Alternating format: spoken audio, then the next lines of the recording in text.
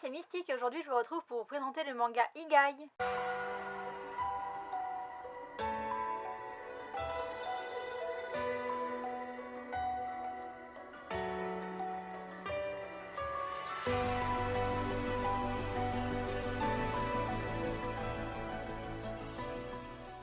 Je reviens encore aujourd'hui avec un manga que je vous propose de découvrir pour Halloween, mais cette fois-ci âme sensible s'abstenir parce que c'est un manga de zombies que je vous propose avec Igai, un shonen publié chez Glénat. La série a été publiée à partir de 2014 au Japon, elle est terminée en 9 tomes, en France elle a été publiée à partir de 2016 et les 9 tomes sont sortis. C'est dessiné et scénarisé par Tsukasa Seimura qui a fait aussi le scénario de Crueler Than Dead que j'ai lu, qui parle aussi de zombies et que j'ai bien aimé. La série est entièrement en noir et blanc avec une illustration couleur au début, chaque tome coûte 7,60€ et c'est tout ce que je vous dirai pour la présentation.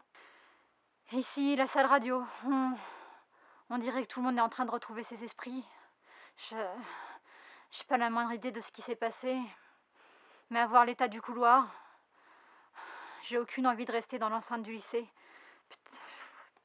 Peut-être qu'on devrait tenter de sortir. Ce manga commence comme beaucoup de mangas dans la cour d'un lycée et le héros de l'histoire, Akira, a rendez-vous avec Kurumi, son amie d'enfance de laquelle il est amoureux, et cette dernière lui a dit qu'elle lui avait préparé son repas. Jusqu'ici, on pourrait être sur un scénario de shoujo un petit peu banal avec la fille toute mignonne qui s'apprête à annoncer à son amie d'enfance qu'elle aussi elle est amoureuse de lui, blablabla, bla bla. Vous connaissez la suite, ils vécurent heureux et eurent beaucoup d'enfants. Pourtant, l'histoire prend rapidement un tournant différent quand Kurumi arrive au rendez-vous et parle immédiatement d'un autre garçon, Ume. Ce dernier aurait des problèmes, il serait pris dans une bagarre sur le toit du lycée et il faudrait aller l'aider. Bon les gars, je sais pas si vous êtes au courant, mais si une fille arrive à un rendez-vous et qu'elle vous parle direct d'un autre mec et qu'en plus elle vous demande votre aide, il y a quand même de grandes chances que vous soyez dans la friendzone. Cette demande a bien entendu le don d'énerver Akira, mais comme il est fou amoureux et que en plus Ume c'est son pote, il va décider d'aller sur le toit et il va y aller accompagné de la petite. Le mec c'est quand même l'archétype de ce qu'on appelle le bon gars ou la bonne poire selon qu'on le voit le verre à moitié vide ou à moitié plein. Arrivés en haut, ils vont découvrir Ume en train de boxer à mort un type qui est déjà au sol et sa première réaction à Ume quand il va les voir c'est de mettre une patate dans la tête de Kurumi et de lui demander pourquoi elle est revenue avec Akira. Autant vous dire que Akira va moyennement apprécier le fait que sa petite chérie se fasse refaire le portrait gratos. On sent bien qu'il se passe quelque chose d'étrange. Ume essaye de dire à Akira et à Kurumi de partir mais il n'arrive pas à en placer une puisque Akira est quand même pas très content qu'il ait frappé la fille qu'il aime. Il va d'ailleurs commencer à le frapper en pensant qu'il a pété un plomb. C'est à ce moment-là qu'on se rend compte de l'importance de la communication et de l'écoute parce que si nos trois compères s'étaient écoutés au lieu de s'engueuler, une bonne partie de ce qui va suivre n'aurait pas eu lieu. En même temps, il n'y aurait pas eu d'histoire, ça aurait été un petit peu dommage, mais quand même. Et au moment où Ume commence à réussir à s'expliquer un petit peu entre deux petits coups de poing de Akira, eh bien Kurumi de son côté, elle va s'approcher des garçons qui sont à terre et on va commencer à comprendre pourquoi Akira pensait que Ume était fou puisque en fait Ume est en train de lui dire qu'il y avait deux mecs sur le toit et qu'ils ont commencé à bouffer leurs potes. Vous imaginez la scène? D'un côté Ume et Akira en train de se friter gentiment et de l'autre Kurumi qui avance tout doucement vers un garçon au sol. Si vous imaginez la scène, vous savez qu'on va bientôt dire au revoir à Kurumi. Et Ume ne va pas réussir à finir son explication avant qu'un des mecs qui est au sol attaque Kurumi et la morde et Kurumi à son tour va très vite muter et va attaquer Akira et Ume pour protéger Akira va choper la morsure et donc va lui aussi se transformer. Alors qu'il aurait seulement fallu un petit peu de communication.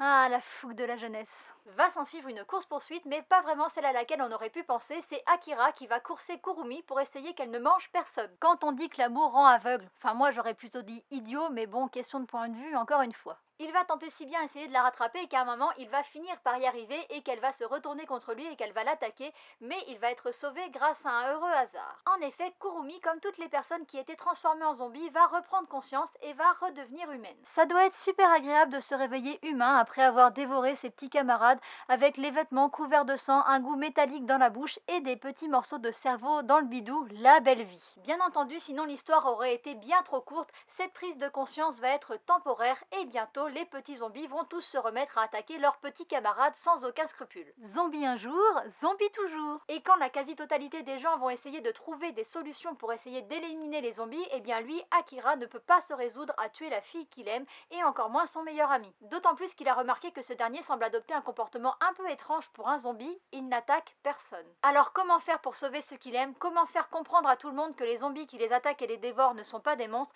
Et comment gagner la confiance de tous quand chacun des camps a massacrer l'autre et qu'une seule question occupe les esprits, comment survivre? Eh bien pour le savoir, il faut lire le manga. Je voulais déjà vous présenter ce manga l'année dernière pour Halloween parce que je trouve que ce titre de zombie est différent de ce qu'on peut lire d'habitude, mais vous savez, des fois la vie se mêle des choses qu'on avait prévues et j'avais prévu trop de vidéos pour Halloween l'année dernière, mon timing n'était pas bon et du coup je ne l'ai pas fait, mais en même temps le timing est parfait puisque cette année les 9 tomes sont sortis, donc voilà, je me trouve un petit peu une excuse, mais finalement je vous l'aurais quand même présenté. Je commence pour mon avis par les dessins comme d'habitude et cette fois-ci je vais vous parler des couvertures parce que je trouve qu'elles ne font pas du tout honneur aux dessins qui sont à l'intérieur. Je les trouve franchement pas très belles. En même temps, quand on les voit, on sait que ça va parler de zombies et de trucs un petit peu sanglants, mais je trouve que le dessin à l'intérieur est bien plus beau. Je trouve que les personnages dans leur grande majorité sont vraiment bien faits, sauf peut-être les personnes qui ont des lunettes, parce que l'auteur met toujours un reflet sur un des verres, et du coup, la personne qui a des lunettes a un seul œil. Ça lui donne un petit côté borgne, et des fois le reflet est même pas dans le même côté, alors que la personne n'a pas bougé dans l'histoire, et donc la lumière elle peut pas changer comme ça, il y a un reflet d'un côté, il n'y a pas un reflet de l'autre. Bref, c'est pas très réaliste. Et du coup, je trouve que ça c'est un petit peu dommage, mais sinon le reste des personnages, ceux qui n'ont pas de lunettes, sont vraiment bien faits, particulièrement Ume qui est un pur beau gosse. D'ailleurs, si on passe sur son côté un petit peu violent du début, parce qu'il met quand même une patate à Kurumi, mais en même temps, il a une raison, c'est pas très bien, il faut pas s'exprimer par la violence, mais en fait il est vénère parce qu'elle met en danger Akira. Si on passe sur ce côté-là violent, c'est un petit peu le mec parfait.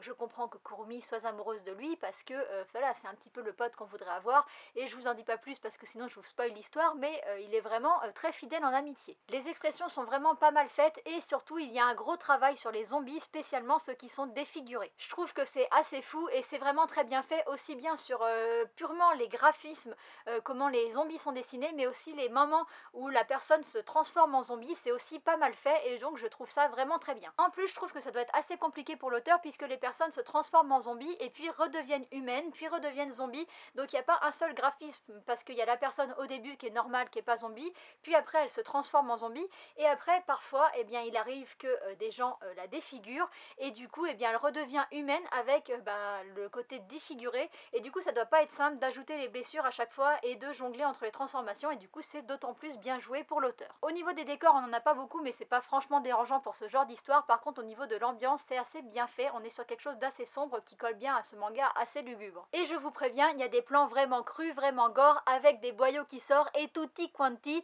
Je peux vous dire que les gens qui n'aiment pas ça, qui n'aiment pas les trucs sanglants, vous feriez mieux de vous abstenir sur ce titre. Et petit bonus, je vous invite fortement à regarder sous les couvertures des mangas parce que l'auteur nous propose un petit panel de zombies. La plupart sont tirés du manga, mais pas tous. Par exemple, sous la couverture du tome 9, on peut rencontrer un joli zombie Donald Trump. Au niveau de l'histoire, on est sur une histoire de zombies plutôt originale avec ce retour à la normale qui change pas mal la donne. Dans les histoires de zombies courantes, les personnes hésitent souvent à tuer leurs proches une fois qu'ils sont mordus mais pas encore transformés. Et là, il faut savoir que la personne est mordue, transformée, elle va manger d'autres gens, mais elle va redevenir humaine à un moment, donc ça change pas mal, pour certaines personnes, la possibilité de tuer cette personne, parce qu'il y a quand même un espoir que la personne redevienne humaine, qui est beaucoup plus fort que dans un titre de zombie normal. Et puis il y a aussi une autre part qui est très intéressante, c'est qu'une fois que la personne est redevenue humaine, pendant le temps où elle reste humaine, il faut affronter sa colère, il faut affronter son regard, son jugement, et ça change vraiment beaucoup de choses et c'est vraiment super intéressant. Et il faut aussi parfois affronter la tête balafrée de votre pote à qui vous aurez mis des coups de baramine en pleine face pendant qu'il était un zombie, qui va se retrouver complètement défiguré et qui va redevenir humain et qui va vous demander des comptes. Tout cela rend les zombies beaucoup plus humains que les titres habituels et j'ai beaucoup aimé tous les questionnements qu'il y a autour de ce retour au calme, et on a vraiment un panel de réaction qui est très large. Du côté des humains, tout le monde se demande ce qu'il doit faire. Est-ce qu'on doit tuer les zombies? Est-ce qu'on doit fuir? Est-ce qu'on doit s'entraider? Et puis, est-ce qu'on doit aussi s'amuser? Parce qu'il y a certains personnages qui, franchement, s'éclatent bien à buter des zombies. Du côté des zombies, on a exactement les mêmes questions, puisque quand ils reprennent conscience, ils peuvent mettre en place des stratégies, ce qui n'existe pas du tout dans les titres de zombies habituels, puisque les zombies sont décrits souvent comme des débiles, on va pas se mentir, qui n'ont qu'une envie, c'est de manger. Mais là, comme ils redeviennent humains, ils peuvent mettre en place des stratégies pour se se défendre ou pour attaquer. Il va donc y en avoir qui vont vouloir s'allier avec les humains et essayer de s'entraider, et d'autres qui vont vouloir éliminer tous les humains. Et puis il y a aussi des réactions très différentes lors de la transformation. Il y en a qui refusent un peu, qui sont un peu dans le déni, d'autres qui vont tout de suite trahir leur camp, et puis il y en a même qui vont se suicider. En gros, on a un panel de réactions qui est aussi large que le nombre de personnages secondaires, qui est très nombreux mais très bien travaillé. On a le mec super stratégique, un peu un télo, on a le chef de club sportif vraiment dans la coopération, etc. On a le mec complètement taré qui va pas en fait changer d'idée fixe pendant toute l'histoire. Bref, on a vraiment un large panel qui rend le manga vraiment très intéressant et très réaliste. Parce qu'il faut bien se l'avouer, un jour si ça arrivait ce genre d'histoire que des gens se transforment en zombies, eh bien on aurait vraiment tous des réactions très différentes et pas forcément celles qu'on aurait imaginé avoir à la base. Moi des fois avec des potes on imagine ce qu'on ferait. Bon, moi je vous avoue que je serais plutôt dans le clan des gens qui se suicident, parce que avoir des zombies et tout ça, c'est beaucoup trop de stress. Ça dépend, s'il y a un retour à la normale possible, là peut-être que je me poserai des questions parce que les zombies redeviennent humains, mais si vraiment le monde est dévasté, que c'est la fin des états, etc., et qu'il y a des zombies de partout, et que quand on meurt on devient des zombies genre à la Walking Dead, c'est mort en fait. Je préfère pas vivre dans un monde comme ça. En fait on n'est plus jamais tranquille, c'est la fin de notre vie actuelle, et moi je suis bien dans ma vie actuelle, donc j'ai pas envie d'avoir un truc où je dois me battre tout le temps pour ma survie. D'ailleurs n'hésitez pas à me dire en commentaire vous ce que vous penseriez faire si un jour il y avait une attaque de zombies à l'échelle planétaire. Bref, pour en revenir au manga, je trouve que l'histoire est vraiment bien décrite et ça donne l'impression que l'auteur a voulu aller plus loin qu'une histoire de zombies lambda avec un triangle amoureux. D'ailleurs, soit dit en passant, le triangle amoureux est présent tout le long du manga, mais il est vraiment en second plan, voire vraiment en arrière-plan, parce que on en parle ponctuellement de cette histoire d'amour, etc. Mais c'est plus du tout le cœur du sujet très rapidement. J'ai trouvé qu'il y avait une grosse amélioration au fil des tomes, notamment un gros level up vers le tome 4, 5 et 6. J'ai trouvé là qu'il y avait vraiment des réflexions très intéressantes sur les stratégies dans les deux clans. Et ce que j'ai beaucoup aimé, c'est que ces réflexions peuvent s'appliquer à notre monde qui est dépourvu de zombies. Et j'espère très fort que ça restera toujours comme ça. J'ai du coup noté 2 citations que je vais vous lire. Elles sont pas issues du tome 1, mais c'est pas dérangeant parce qu'elles ne spoilent pas du tout. La première citation, elle vient du tome 5 et c'est un personnage qui s'appelle Igarashi qui l'a dit, et il dit: la colère et la haine ne servent à rien d'autre qu'à alimenter une spirale infernale, et je trouve que c'est très vrai. Et la deuxième citation vient du tome 6 et d'un personnage qui s'appelle Furushi et qui dit: quelle que soit notre vision du monde ou la couleur de notre peau, du moment que nous avançons tous dans la même direction, notre but reste le même. Même si nous trébuchons, même s'il nous arrive d'avoir peur d'avancer, peu importe. C'est sur ces 2 belles citations humanistes que je vais vous laisser. Vous serez d'accord sûrement avec moi pour dire qu'elles ne parlent pas forcément de zombies. Quand on parle de couleur de peau, c'est pas forcément adapté à des zombies. Et du coup, j'espère qu'elles vous auront plu aussi. J'espère que ma vidéo vous aura donné envie de vous intéresser à ce titre de zombie un petit peu différent. Et puis je vous dis à bientôt pour une prochaine. Bye bye.